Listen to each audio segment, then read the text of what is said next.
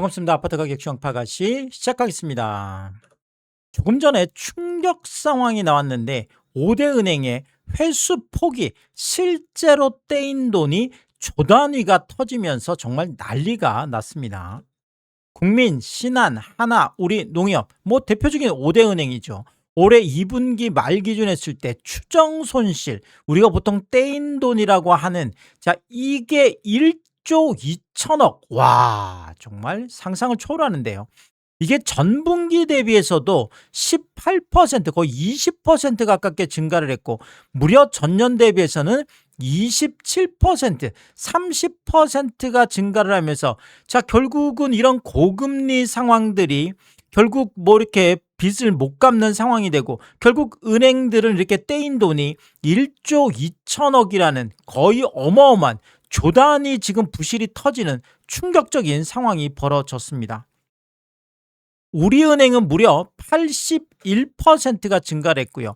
하나은행 같은 경우에도 55%가 증가했고, 자, 신한은행 같은 경우에는 금액으로 보면 가장 많이 늘어났는데 여기도 48%나 증가를 했습니다. 그래서 정말 갑자기 이게 무슨 일인가 싶을 정도로 정말 난리가 났는데요.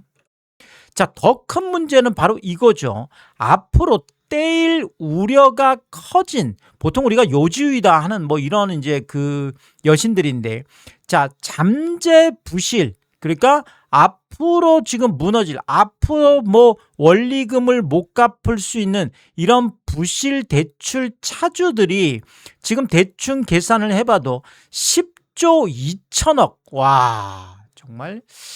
아니, 이거는 뭐 언제 터질지 지금 모르는 거잖아요. 그러니까 1조 2천억에 무려 지금 10배 정도가 잠재 부실로 있다라는 거잖아요. 그래서 엄청난 지금 충격을 주고 있습니다. 자, 이것도 전년 대비해서 6%가 늘어나면서 결국은 현재 부실, 잠재 부실 뭐 전부 다 난리가 났습니다.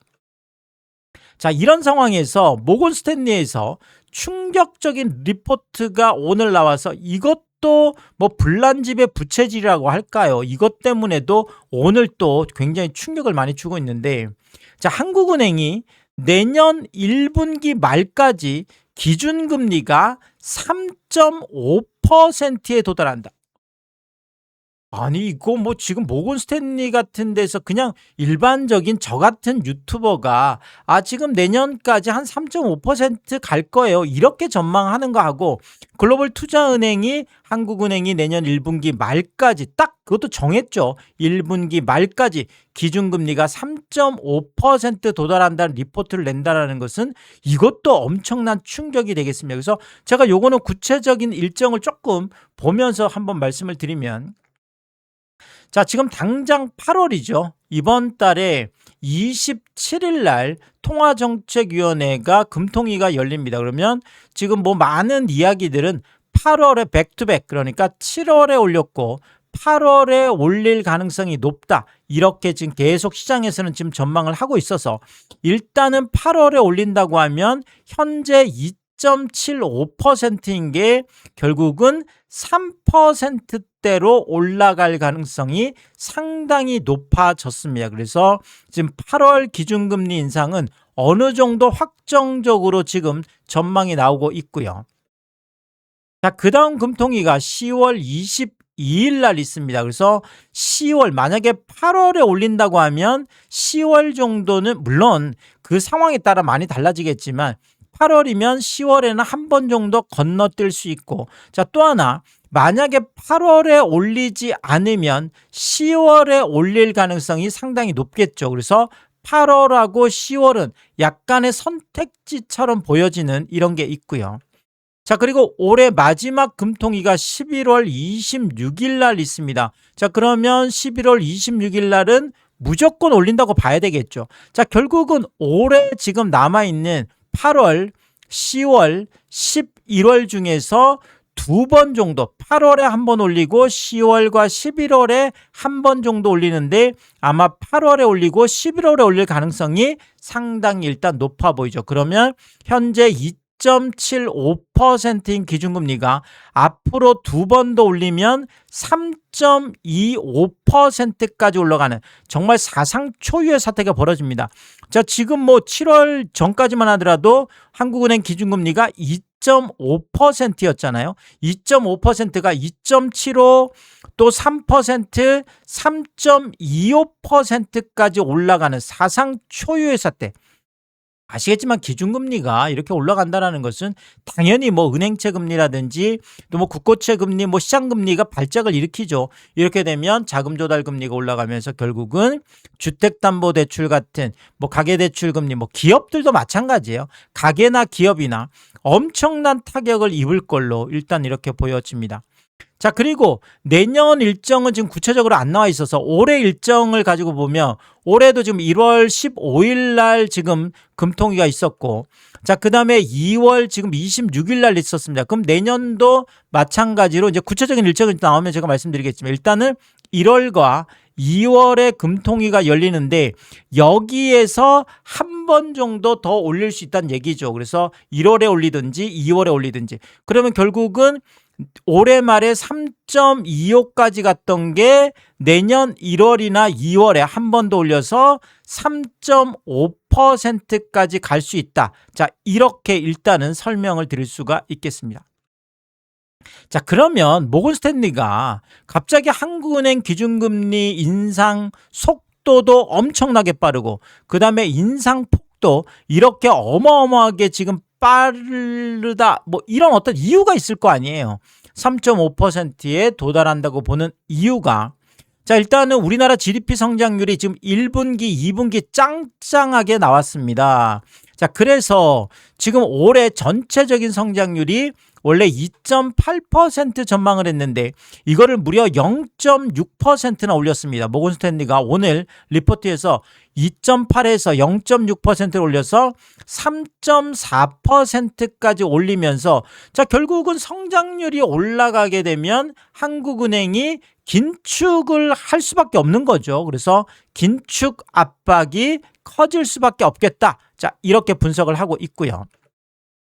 자, 실제 경기 지표도 굉장히 양호하게 나와 있죠. 가장 최근에 나왔던 지금 6월 뭐 경기 지표를 보면 일단은 트리플 성장으로 나와 있습니다. 그래서 생산도 6.4%나 증가를 했고 소매 판매도 2.7%가 증가를 했고 설비 투자도 5.8%가 증가를 했습니다. 그래서 트리플 성장을 보이고 있고, 자, 그리고 수출 같은 경우에도 7월 수출이 전년 대비해서 63% 증가했는데 지금까지 수출이면 대부분이 다 반도체가 끌고 갔잖아요. 자, 그런데 이번에는 비반도체 수출까지도 26%가 증가를 하면서 반도체도 반도체고 비반도체까지도 같이 지금 올라가는 측면이어서 모건 스탠리가 볼 때는, 자, 이렇게 되면 한국의 성장률이라든지 이렇게 되면 뭐 내수든지 수출이든지, 자, 이런 것들이 다 좀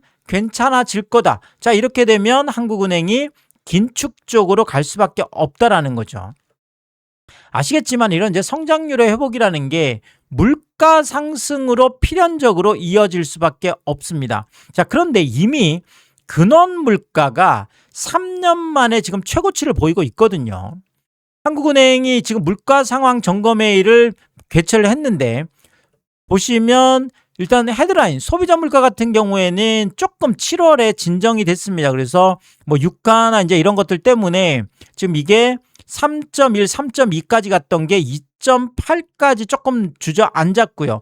뭐 생활물가도 지금 3.4까지 갔던 게 2.5까지 조금 주저앉았는데 문제는 이거죠. 실질적으로 이 근원 물가라는 건데 식료품이나 에너지를 제외한 것들, 그러니까 실질적인 뭐 내구재 소비 같은 거죠. 뭐 자동차라든지 뭐 휴대폰이라든지 이런 내구재 소비들, 이런 근원 물가들, 이런 것들 보면 이게 오히려 2.2에서 2.5까지 올라갔던 게 꺾인 것이 아니라 2.6까지 오히려 올라가 있습니다. 자, 이렇게 보면 지금 6월만 하더라도 헤드라인하고 지금 코어 지금 이 물가지수가 한 0.7 정도 차이가 났었거든요. 스프레드가 한 0.7 정도 났었는데 지금 소비자 헤드라인하고 지금 코어 지금 근원 물가가 0.2밖에 차이가 안 나요. 자, 이렇게 되면 자, 이렇게 스프레드가 크게 나 있으면 이런 것들은 오히려 지금처럼 이렇게 쪼그라들 수 있는데 이렇게 스프레드가 아주 이렇게 지금 차이가 얼마 안 나 있으면 이거는 언제든지 이 소비자 물가 같은 경우에는 이 생활 물가라는 식료품, 에너지 요것만 조금 올라가면 또다시 3%대로 확 뛰어 올라갈 수 있는 이런 게 있습니다. 그래서 이 스프레드가 너무 낮다라는 거, 0.2%밖에 안 나는 요것도 굉장히 주의를 해야 된다라는 거죠. 자, 근원 물가가 그러면 왜 이렇게 많이 올랐냐? 아까도 말씀드렸지만 이 내구재 쪽이 문제가 지금 많이 생긴 거죠. 그래서 내구재, 우리가 자동차, 뭐 휴대폰, 컴퓨터, 뭐 이런 뭐 이제 내구재라고 하는데, 자, 이게 5월에 2.4%였던 게 6월에 3.1%까지 올라가더니 7월에는 무려 3.9%까지 올라가 있습니다. 와, 미쳤다. 진짜 할 정도죠. 이거 뭐 정말 난리가 났습니다. 결국은 내구재가 이렇게 올라가면 이거는 뭐 아시겠지만 뭐 자동차 값이나 휴대폰 값 이런 것들이 금방금방 내리는 게 아니잖아요. 지금 공산품이 지금 다 올라가 있기 때문에 이런 것들이 지금 코어 지금 이런 근원 물가 이런 거를 좀 떨어뜨리기 어려운 상황으로 일단 보여지는 거죠. 자, 그래서 한국은행도 이렇게 보고 있습니다. 자, 소비자 물가 같은 경우에 중동 전쟁 관련해서 불확실성이 높죠. 그러니까 지금 뭐 유가 때문에 헤드라인이 조금 꺼졌지만 결국은 지금 이렇게 비용 충격의 전이 수요 측의 압력 확대 이런 걸로 근원 품목들이 높은 상승률을 지속할 것으로 예상되는 만큼 경계심을 가지고 물가 상황을 점검하겠다. 한국은행이 이렇게 얘기할 정도니까요. 그러니까 지금 근원 물가는 여전히 지금 높은 상태인데 여기에다가 식료품이라든지 아니면은 뭐 유가만 조금만 튀어올라도 또다시 3%를 훨씬 뛰어넘는 뭐 이런 상황이 언제든지 생길 수 있다. 그래서 이 부분을 경계를 하는 거죠. 자, 결국 모건 스탠리가 성장률이 이미 이제 올라간 물가를 더 자극할 수 있다는 거예요. 지금 뭐 물가가 낮은데 이게 아니라 이미 지금 많이 올라가 있는데 이거를 더 지금 수요 측면에서 자극을 할 수 있는 거고 이렇게 되면 인플레이션 위험이 상당하죠. 자, 그러면 한국은행은 결국은 지금은 성장은 별로 걱정을 안 해도 되니까 방법이 더 쉬워져 심플해진 거죠. 그래서 이렇게 되면 기준금리 인상을 통해서 인플레이션을 꺾을 수 있는 특히나 뭐 신현송 신임 총재 같은 경우에는 아예 뭐 선제적으로 싹을 잘라버려야 된다고 하잖아요. 그래서 기준금리를 올릴 거다라는 건데 결국은 내년 1분기까지 무려 3.5% 어마어마한 지금 기준금리 인상을 지금 전망을 하고 있습니다. 자, 그런데 실제로 이렇게 빠른 속도로 기준금리가 올라간다고 하면 아니 지금 영끌에서 집 샀던 사람들 같은 경우에는 못 버티죠. 이거 더 이상 못 버팁니다. 자, 이미 은행의 주택담보대출이 9%까지 이미 가 있습니다. K뱅크 1금융권이죠. 1금융권에 있는 이 은행의 아파트담보대출이 8.7%까지 가 있습니다. 8.7%면 이거 뭐 아파트 담보대출이 8.7%면 이거 9% 아닌가요? 그냥 9%예요. 그냥 뭐 9%고. 지금 농협은행 같은 5대 은행의 지금 고정금리가 주택담보대출 고정금리가 7.59 거의 7.6%예요. 이 7.6%. 지금 5대 은행이 거의 8%라고 보시면 될 것 같고요. 하나은행의 아파트론 같은 경우에도 7.044 7%를 넘어 있고 KB국민은행의 변동 혼합 전부 다 6.56, 6.56이면 거의 6.6%.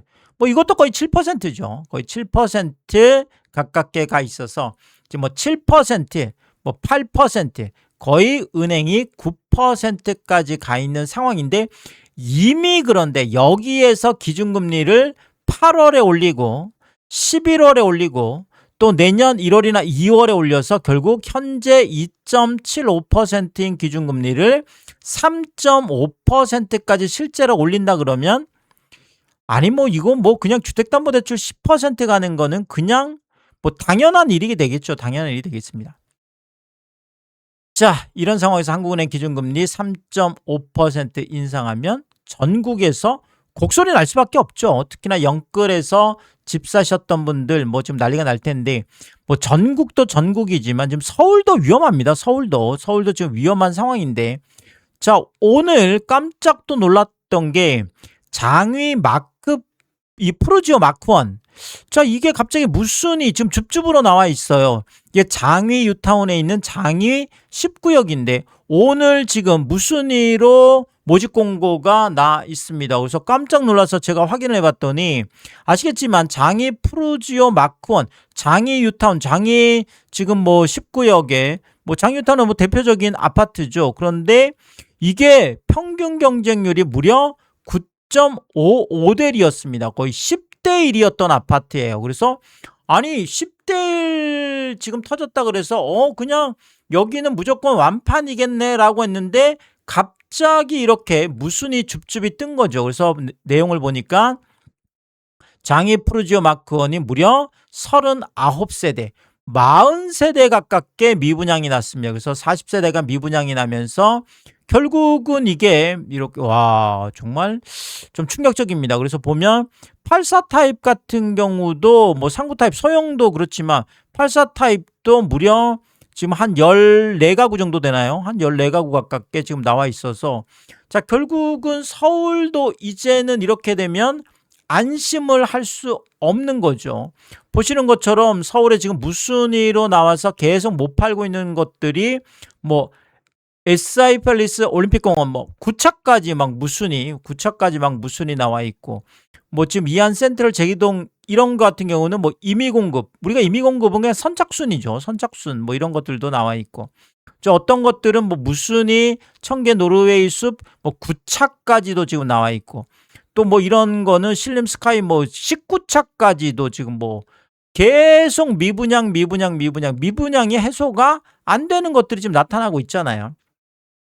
뭐 청계 노르웨이 숲은 10차까지도 갔네요. 10차까지도 지금 가 있고 그 다음에 또 뭐 대방역 여의도 더 로드 캐슬 이런 거 4차 뭐 에비뉴 청계 뭐 3차 뭐 이런 선착순 뭐 무순위 다 서울이에요. 지금 서울에 있는 아파트들도 결국은 10대 1까지 갔던 아파트도 완판을 지금 못하는 상황이니까 결국은 이런 뭐 금리 고공행진 때문에 야 이거 겁나서 이거 지금 뭐 대출 이거 해준다 그래도 이거 대출 받겠나 대출도 어렵지만 모든 것들이 좀 빡빡하게 지금 돌아가는 상황이라는 거죠.